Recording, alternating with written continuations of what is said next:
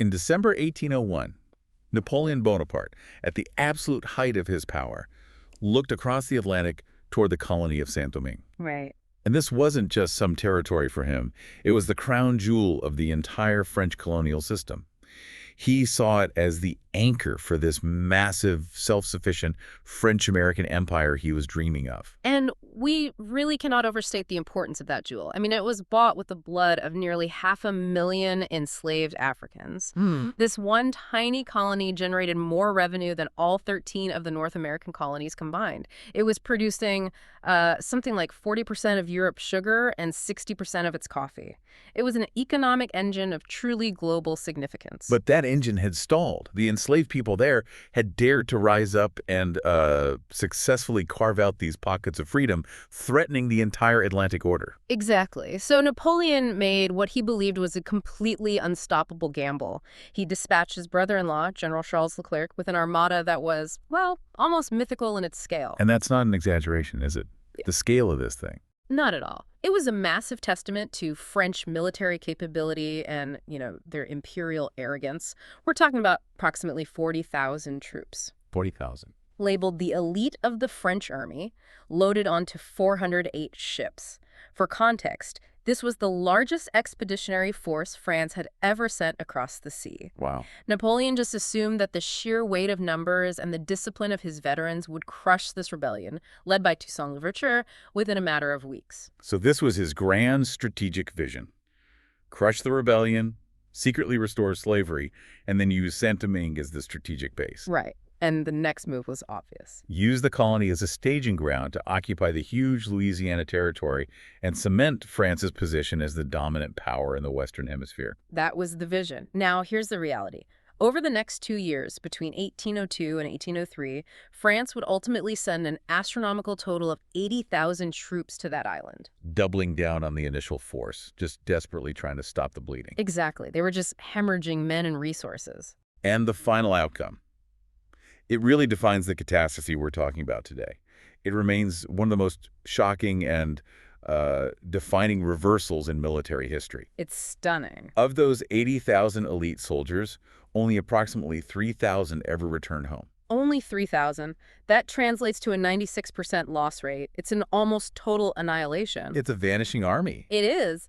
The event was so catastrophic that it crippled French military ambition for a generation, and you could argue it remains the worst military disaster in their history until World War I. And crucially, that failure, that specific military failure, led directly to Napoleon giving up on his American dreams. It's the linchpin. The collapse of the Saint-Domingue expedition is the singular, non-negotiable event that enabled the Louisiana Purchase. How so? Can you connect those dots for us? Well, without a secure, functioning, and profitable Caribbean base, the Louisiana Territory was, in Napoleon's mind, utterly indefensible. It was just a strategic liability. The fight for Black liberation in the Caribbean directly funded American expansion. It's that simple. So our mission today is a deep dive into the source material, specifically the OrigineX historical analysis, to uncover precisely how this huge, sophisticated military machine was not just defeated, but, well, catastrophically erased. Right. We need to look beyond the generalized terms like slave revolt and really examine the granular details, the strategies, the critical military confrontations, the decisive power of disease, and the deep-rooted revolutionary consciousness of the Haitian forces that orchestrated this whole thing. And what you find when you do that is a masterful campaign of liberation. It was executed by formerly enslaved people who synthesized European military theory with this deep indigenous knowledge of the terrain and the biological reality of the island. This wasn't luck. It wasn't fate. It was strategy. It was the result of strategic genius that fundamentally challenged the military and racial hierarchies of the entire Atlantic world. Okay, let's unpack this then. Yeah. Let's begin with the man who laid the intellectual and strategic foundation for all of this. Toussaint Louverture. The French arrived expecting, a brief police action. But Louverture immediately countered with this brilliant, brutal, and totally unconventional strategy we now call scorched earth. Louverture's genius was really rooted in his ability to synthesize. The OrigineX analysis makes it so clear that he was not just some ex-slave turned general. He was educated, he was freed around 1776, and he had studied deeply. You studied what, exactly? He absorbed Enlightenment philosophy, which fueled his political objectives, but he also consumed classic military strategy, Caesar, Vegetius, and he synthesized those European ideas with the attritional warfare tactics that were native to West and Central Africa and had been honed in the local marinage tradition of runaway slave communities. And that pragmatism began with a really sober, accurate assessment of the reality on the ground. Louverture knew intellectually and militarily that his forces, the Armée Indigène, could not defeat the French in a conventional open-field battle. The power imbalance was just stark. I mean, the French had superior field artillery, they carried the latest mass-produced rifles, and their infantry had that European-style discipline needed for linear tactics, for coordinated volleys. They had Louverture's forces. They were highly motivated, and they were experts in guerrilla warfare, but they lacked the industrial capacity and the conventional training to withstand a prolonged frontal assault from Napoleon's veterans. It just wasn't going to happen. So he made the strategic calculation. If you can't match the enemy's strengths, you have to exploit the weaknesses. And those weaknesses were in their logistical tail and their physical bodies. Exactly. He chose attritional warfare, he leveraged Haiti's mountainous terrain, and he adopted this radical philosophy that was just devastating to the French mindset. He famously determined it was, quote, better to be free and poor than enslaved and prosperous. Think about that for a second. That means he was willing to sacrifice the immense economic base of the colony, the sugar mills, the infrastructure, the ports, to achieve ultimate freedom. Which was a shocking calculation for a European power that only understood war in terms of economic gain. They couldn't compute it. Which brings us directly to the Scorched Earth Order. As Leclerc's massive fleet approached the northern coast, Louverture instructed his forces to abandon the coastal cities. But not before they had completely burned everything to the ground. Everything. We have descriptions of the scene when Leclerc finally arrived. He was expecting to quarter his 40,000 men and resupply. Instead, he found Cap Français, the magnificent capital, just reduced to ashes. No food, no clean water, no shelter. Louverture had successfully denied the enemy the immediate logistical resources they needed to sustain a major European army fresh off a transatlantic journey. Right, so the French had to rely on these vulnerable long-distance supply lines from Europe, which they absolutely did not expect. It threw their entire plan into chaos from day one. That is, trading strategic space for time, which is a fundamental principle of defense. But what were the actual risks Louverture faced making that radical call? I mean, surely there was internal pressure from plantation owners, even those who supported him, to protect the infrastructure. Oh, of course. But this is where the depth of that revolutionary commitment comes into play. Louverture's power was based on the promise of absolute freedom, which outweighed any economic concerns. So if he had tried to preserve the towns, he would have played directly into Leclerc's hands, allowing the French to establish a stable base of operations. The scorched earth policy required absolute ideological commitment from his troops. It demonstrated to every man and woman that accommodation was impossible. The fight was truly for total liberation or total ruin. And that strategic sacrifice bought them time. Yes. Time enough for the environment itself to become a strategic weapon. And this is the moment where the biological reality of the Caribbean turns into a military strategy. The weaponization of disease. Indeed. The great unmatchable enemy was yellow fever, the vomito negro. It's a mosquito-borne virus endemic to the Caribbean lowlands. For the French, this wasn't just some side threat, it was the central axis of the campaign's failure. And Louverture knew it. Let's clarify this concept of differential immunity because it's absolutely critical to understanding what happened here. Right. Differential immunity just refers to the immense discrepancy in survival rates between the local population and the foreign invaders. Haitian defenders, including those born in the colony and those constantly arriving from Africa, had been exposed since childhood. They had a measure of acquired immunity. Meaning they either survived the disease or were asymptomatic carriers. Exactly. But the European troops arriving fresh from temperate, mosquito-free climates possessed absolutely none. Their bodies had no defense mechanisms whatsoever. The moment those troops landed, the environment became a ticking clock. Precisely. And Louverture understood the seasonal timing of the disease intimately. He actually wrote to his generals, advising them essentially that they would just wait for the rain. Wait for the rain. They deliberately avoided decisive pitched battles during the dry season when mosquito activity was lower and French mobility was higher. They engaged only in strategic retreats and targeted guerrilla actions. They knew the rainy season, which typically starts around May, would bring peak mosquito breeding and favor their strategy of attrition and endurance. And the OrigineX analysis really underscores this timing. The French were only able to execute their initial conventional plan during those dry months of early 1802, once the rains hit. The war ceased to be a conventional military operation. It became a biological lottery, and the French were losing. The statistics are they're horrifying. They really underscore the term catastrophe. Yellow fever killed an astonishing 80 to 85% of all French troops. The French lost 15,000 soldiers to disease within the first 5 months of the campaign alone. 15,000. And in peak periods during the rainy season, the French army sometimes lost between 30 and 50 men per day. It's a rate of depletion that no logistical chain, no matter how sophisticated, and certainly no reinforcement fleet, could ever sustain. That is just chilling. You realize the ultimate objective wasn't just to defeat the French forces, but literally to outlive them until the disease consumed them. But the Haitian forces didn't just hide in the mountains and wait. They fought fiercely when they had to, demonstrating a discipline that absolutely stunned the French. And that transition from large-scale strategy to direct, disciplined combat is so vital. It completely overturns the French assumption that they were fighting a disorganized mob. The most decisive confrontation that shattered this illusion came at a small stone fort called Crête-à-Pierrot. Okay, so detail this engagement for us. It sounds like it was a real crucible for the Haitian forces. It was absolutely a moment of definition. The stand took place in March of 1802. Inside this stone fort, which was strategically located in the Artibonite River Valley, you had approximately 2,000 defenders of the Armée Indigène. And their commander. Their commander was Jean-Jacques Dessalines, Louverture's most trusted and perhaps most terrifyingly uncompromising general. And the force surrounding them, what were they up against? The overmatch was enormous. They were facing 15,000 French elite troops. These are veterans who had marched across Europe and kind of viewed colonial service as beneath them.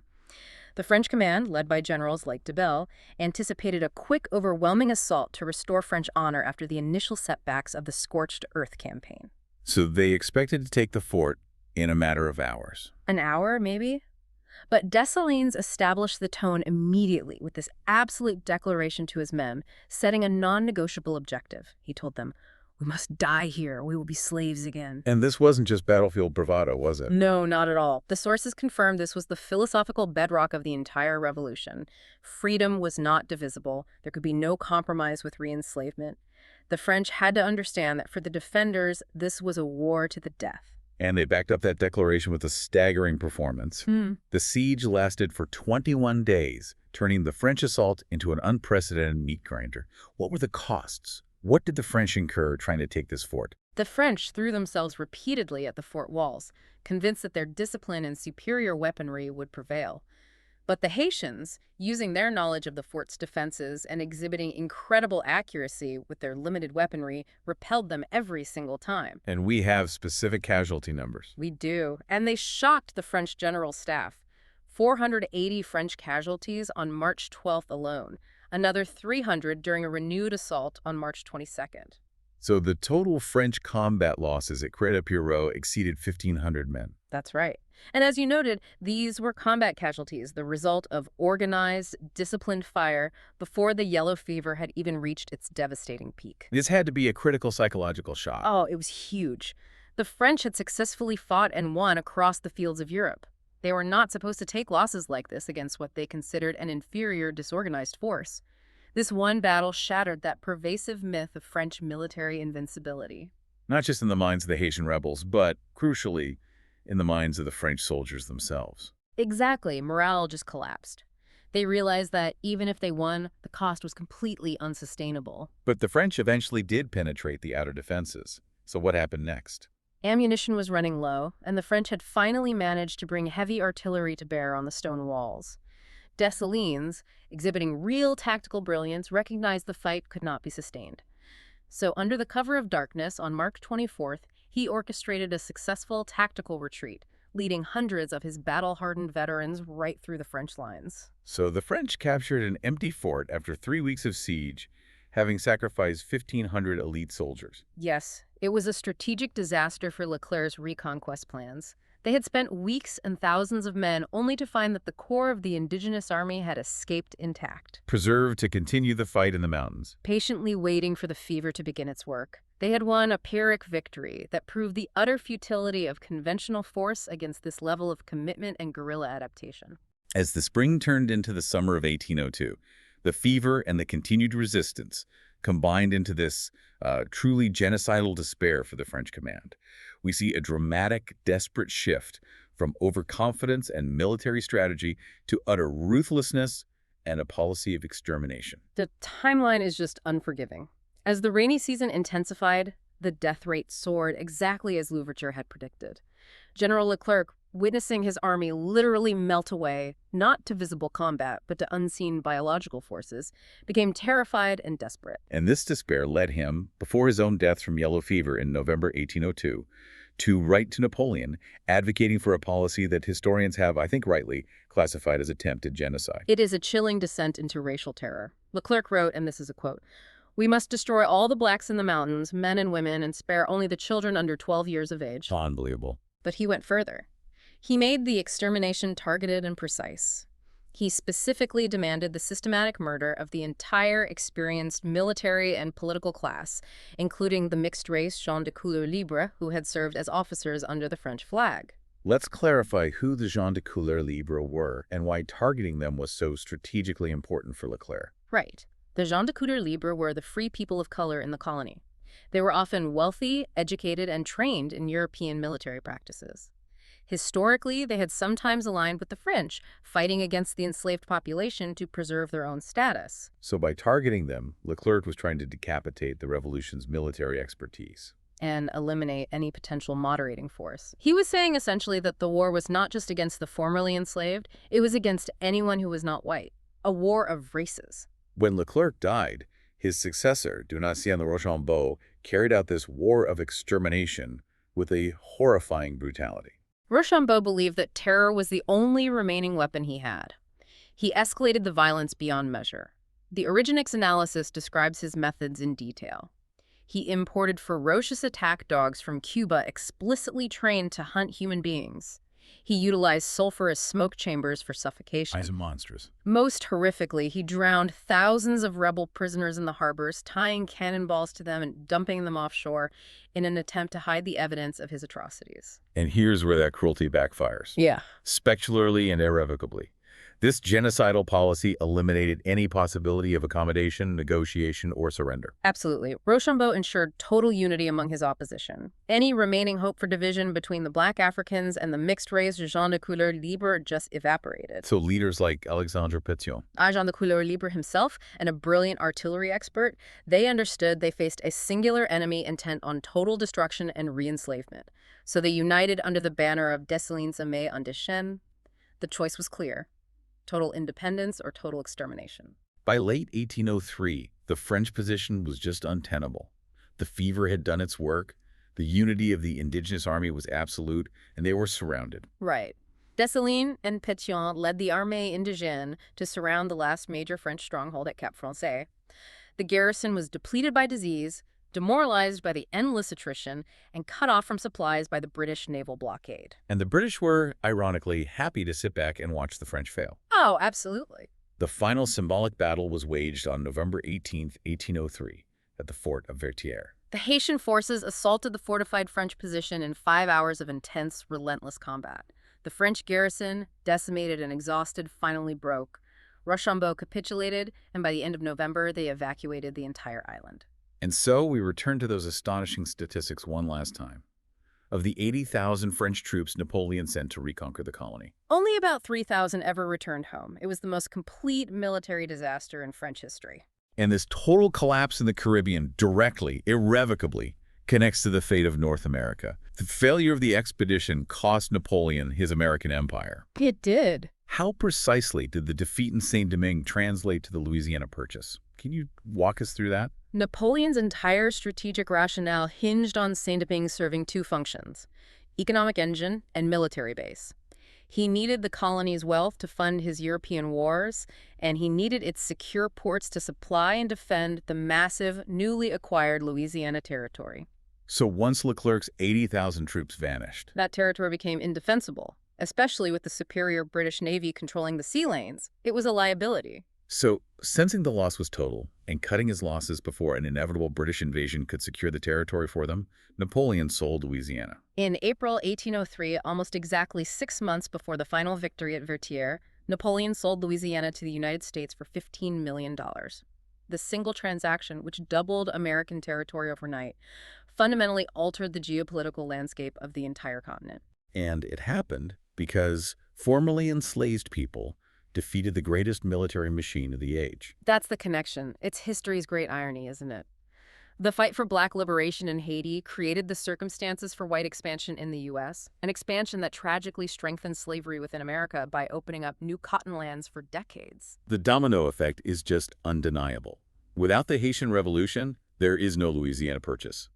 Without the Louisiana Purchase, the course of American history is completely unrecognizable. The U.S. owes its continental status directly to the courage of the Armée Indigène. We've covered the military strategy, the disease, and the combat. But to truly understand the depth of this victory, we need to pull back and look at the cultural and ideological foundations. I mean, what allowed this resistance to be so unified, so absolute, and so enduring against such overwhelming odds? That's the key question. We have to look at the deep roots of revolutionary consciousness that the French consistently failed to comprehend. The answer lies in the African Atlantic and the profound cultural survival of the enslaved population. And the sources make a strong case for Saint-Domingue being unique among Caribbean colonies in this regard. Absolutely. Unlike older colonies where the population had become largely Creole, meaning locally born, Saint-Domingue maintained a constant African-born majority. Why was that? The mortality rates from the brutal labor regime were so high enslaved people born in the colony survived an average of 15 years. Those transported from Africa lasted barely 3, that the population had to be constantly replenished. So new people were constantly arriving from West and Central Africa right up until the revolution began. Exactly. This meant the colony was continually infused with African culture, traditions, and crucial knowledge systems.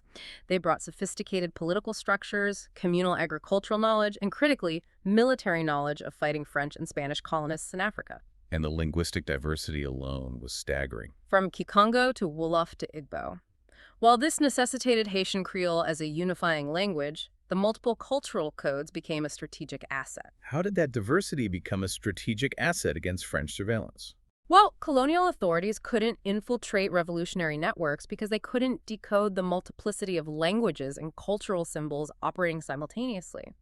But more profoundly, the African worldview emphasized collective liberation over individual accommodation. Freedom wasn't defined by personal escape, like running away to join a maroon community. It was defined by communal emancipation freeing the entire territory. And that ideological foundation transformed scattered acts of resistance into a coordinated, non-negotiable revolution. Yes. And this idea of coordinated, unified resistance wasn't created by Louverture in 1791. It had a powerful precedent set decades earlier by Francois McCandless. We need to bridge that time gap. McCandless, who was active in the 1750s, established the absolute template for organized insurgency. He was a Muslim Hungan, or priest, believed to be from the Senegambia region. He had lost a hand in a sugar mill accident, which became a powerful symbol of the price of the plantation system. So describe his network and his methods for us. McCandless built this vast clandestine organization that spanned thousands of enslaved people. He utilized traveling black merchants, known as pacoteurs, as messengers to coordinate activity across hundreds of plantations while completely evading colonial surveillance. So these merchants were operating under the guise of legitimate commerce. But they were actually the nervous system of the resistance. And his primary weapon was poison, which showed the level of specialized indigenous knowledge he possessed. He leveraged his knowledge of African botany to orchestrate this systematic campaign of poisoning, targeting the animals, crops, and water supplies of the colonists. And it was effective. The campaign of organized poisoning reportedly killed 6,000 colonists over 8 years. This wasn't random violence. It was sophisticated, systematic insurgency targeting the economic foundations of the plantation system. When he was captured and supposedly executed in 1758, the story of his death became even more powerful than his life. It did. Authorities tried to burn him at the stake in Cap Français, hoping to break the revolutionary spirit. But popular belief took hold. The legends claimed he escaped the flames through spiritual transformation, maybe turning into a mosquito or a cloud of smoke. This legend ensured his memory became an immortal, deathless rallying point, proving that resistance could never be truly extinguished. And McCandless's fusion of spiritual authority, political organization, and strategic violence was the exact blueprint that Louverture and Dessalines later inherited. And that blueprint found its ultimate and most powerful expression in 1791 at the Bois Commons ceremony. Right. Colonial and a lot of subsequent Western historical narratives have consistently distorted Vodu as, primitive superstition. Precisely to deny Black agency and the sophisticated political function it played. In reality, Vodu provided the essential organizational infrastructure and spiritual sanction needed to mobilize a successful revolution. The Bois Commons gathering, on the night of August 14, 1791, was the ignition point. The sources describe it as being fundamentally dual. It was a sacred ritual and an indispensable strategic planning session. Around 200 enslaved leaders, primarily commanders and hungans, gathered. It was presided over by Duddy Boukman and Cecile Fatiman. The central event was the pig sacrifice and the communal consumption of the blood, which bound the participants to an oath of shared liberation. And Boukman's prayer was a theological revolution in itself. It was. He rejected the colonizer's God who blessed slavery and called upon African deities for vengeance and strength. And this ritual immediately served a concrete military function. It established a legitimate command structure. Cecile Fatiman, described in the sources as an African mambo, was possessed by the wa, or spirit, or Zwili Danto, who is often a fierce protector of independence and motherhood. Under this spiritual possession, she proclaimed Boukman commander-in-chief, legitimizing his authority not through European military rank, but through divine mandate. Let's clarify the distinction between the Lulwa you mentioned, Zwili Danto, the protector, versus, say, Ogun Farai. That distinction is key to understanding the ideological framework. Zwili Danto provided the sacred commitment, the protection, and the absolute right to freedom. But the revolution also needed justification for violence. That came from Olwas like Ogun Farai, the god of war, iron, and righteous violence. So these spirits gave the revolutionary forces the conviction that divine forces were aiding their resistance against the French. It transformed military service into a sacred duty. And structurally, how did Vodu facilitate the organizational side of things? The ceremonies themselves allowed enslaved people from different plantations and ethnic groups to gather openly without arousing colonial suspicion.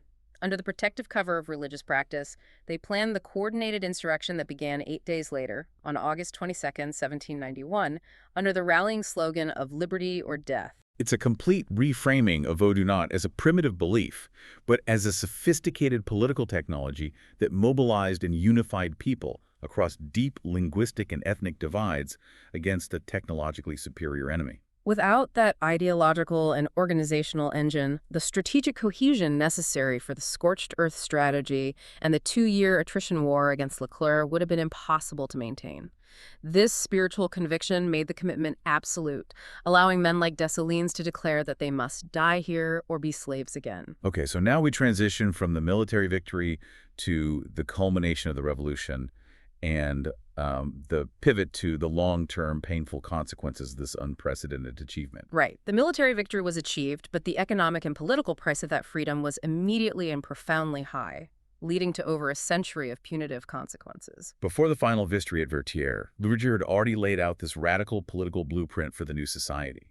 Tell us about the 1801 Constitution. Louverture's 1801 Constitution, written while he was still nominally under French sovereignty, was a truly radical document for its time. First and foremost, it permanently abolished slavery, declaring it could never be restored under any circumstances. Second, it established universal male suffrage, regardless of color or property ownership. Universal male suffrage. That was a huge departure from the norm, even in revolutionary America and France at the time. Absolutely. At that time, in both the United States and France, voting rights were almost entirely restricted to white male property owners. Louverture eliminated property qualifications and racial hierarchies in government, establishing a system where advancement in the military and civil government was determined solely by merit, not ancestry or color. But Napoleon rejected this compromise. He chose total war. which is why Dessalines ultimately finished the war and proclaimed full independence. On January 1st, 1804, Jean-Jacques Dessalines proclaimed independence from Gonaives, renaming the nation Haiti. They returned to the indigenous Taino name for the island, Haiti, which means land of mountains. The Act of Independence vowed to forever renounce France and fight to the death to preserve that freedom. The Constitution of 1805 that followed cemented this new identity. That document made a profound statement about unity, declaring, "All Haitians shall be known by the generic denomination of Black." This was a rejection of the complex, corrosive colonial system of color distinctions: white, gens de couleur libre, enslaved Africans. It established this powerful statement of Black unity that transcended those divisions, creating a singular identity for the new nation. But the celebrations were tragically short-lived. Haiti won military independence only to face a systematic economic enslavement imposed by France and tacitly accepted by the international community. This is the story of the indemnity. It is the ultimate betrayal. In 1825, 21 years after Haiti fought and won its freedom, French King Charles X sent a fleet of warships to impose an ultimatum. In exchange for French diplomatic recognition, which was necessary to access global trade, Haiti was required to pay 150 million francs, later reduced to 90 million. To compensate the former slaveholders for the loss of their human property. The loss of their human beings, yes. And that recognition was vital because Haiti was internationally isolated. No country, particularly the slaveholding nations like the U.S. and Britain, wanted to recognize a successful slave revolt. Precisely. So faced with the devastating threat of a naval blockade and potential re-enslavement, President Jean-Pierre Boyer signed the agreement. This created what historians call the disastrous double debt. The double debt. Haiti owed massive direct payments to France, but lacking the liquidity, they were forced to immediately borrow from French banks, paying staggering interest rates on the loans used to pay the indemnity. The sheer scale of this extortion is unbelievable. The indemnity was 10 times the amount Napoleon received for the Louisiana Purchase. And modern financial calculations are staggering. This initial debt, combined with the interest payments, cost Haiti approximately $21 billion in current terms. The immediate impact was catastrophic. How so? Those payments consumed approximately 80% of Haiti's national revenue for decades, diverting funds away from every conceivable avenue of development. So this wasn't a fine. This was economic warfare, systematically executed. It was a systematic, racialized punishment designed to ensure that the experiment in Black self-governance would fail and deter other liberation movements throughout the Americas. This debt drained resources desperately needed for infrastructure, public health, education, and development, directly creating the conditions for persistent poverty and political instability that plague the nation to this day. And when did they finally finish paying it? Haiti finally finished the payments in 1947. 1947. 143 years after achieving independence, Haiti was still paying the price for the victory over Napoleon. The ultimate cost of freedom was paying their former enslavers. It highlights that formal political independence means very little without economic sovereignty. And France. France never apologized for this extortion, nor have the banks that profited from the interest ever repaid the debt. The indemnity is the clearest example of global systemic racial injustice in the 19th century. So let's synthesize the findings of the OrigineX analysis and bring this profound story together. What is the lasting legacy of Napoleon's lost empire and the birth of Haiti? I think the legacy is defined by three factors. First, the strategic and tactical brilliance of the indigenous army. They won because of that brilliant synthesis of strategy-scorched earth, attrition weaponized geography like yellow fever, military skill at places like Crête-à-Pierrot and Vertières, and the ideological engine of Vodu and the African resistance tradition that sustained their absolute commitment. Second, the profound global impact. Haiti served as the undisputed vanguard of the global abolition movement. The success of the Haitian Revolution terrified European powers. It proved that maintaining slavery was militarily unsustainable and economically precarious. This directly influenced Britain's decision to pass the Slave Trade Act in 1807. And Haiti also provided material aid to other revolutionaries. We did. In 1816, Haitian President Alexandre Pétion supplied Simon Bolivar with vital military resources and ships on the explicit condition that he abolish slavery in the territories he liberated from Spain. And third, the systematic silencing of this achievement, which remains one of the greatest historical erasures in the Atlantic world. Colonial historians consistently portrayed the revolution as simple racial savagery. They wildly exaggerated the 75,000 French and white lives lost while minimizing the over 350,000 black lives lost to combat, disease, and the genocide policies of Leclerc and Rochambeau. And this deliberate historical erasure was political. Completely. It was intended to deny black agency and justify the ongoing repression and isolation of the island. You simply cannot understand Haiti's ongoing struggles without acknowledging this history of systematic economic extraction, international isolation, and punishment for daring to be free. The sources confirmed that the struggle over Haitian history is fundamentally a struggle over racial justice itself.